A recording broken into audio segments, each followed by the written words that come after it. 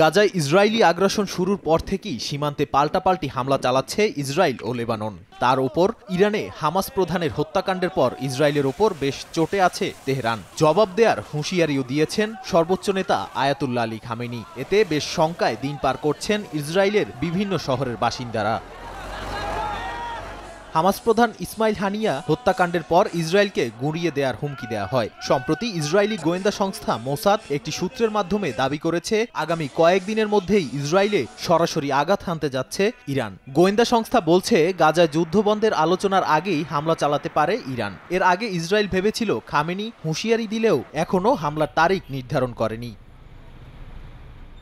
এদিকে রোববার ওয়াশিংটন জানায় যুক্তরাষ্ট্র, কাতার ও মিশরের সঙ্গে যুদ্ধবিরতির আলোচনা বাতিল করেছে হামাস। এতে ইসরায়েলের শঙ্কা আরও বেড়ে গেছে। তবে গোয়েন্দা সূত্র বলছে মধ্য ইসরায়েলে ইরান ও হিজবুল্লাহ এপ্রিলে চালানো হামলার থেকে আরও ভয়াবহ হামলার প্রস্তুতি নিচ্ছে। এ বিষয়ে ইসরায়েলি প্রতিরক্ষামন্ত্রী ইয়োব গ্যালান্তের ধারণা, ইরান ও হিজবুল্লাহ যে হামলা ইসরায়েলে চালাবে তা ইতিহাসের সবথেকে ভয়ঙ্কর হামলা হবে।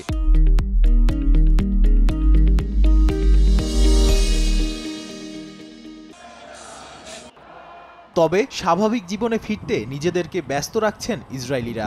এরই মধ্যে ইসরায়েলের হাইফা নগরীতে স্থানীয়দের পাশাপাশি ভিড় করছেন বিভিন্ন স্থান থেকে আসা পর্যটকরাও। সমুদ্র সৈকত, ক্যাফে সহ বাহাইলুস গার্ডেন অন্যতম আকর্ষণীয় স্থান হয়ে উঠেছে। তবুও কাটছে না শঙ্কা। এরই মধ্যে লেবানন থেকে উত্তর ইসরায়েলে ড্রোন হামলা চালানো হয়, তবে এতে হতাহতের কোনো খবর পাওয়া যায়নি। নাদিম মারজান, সময় সংবাদ।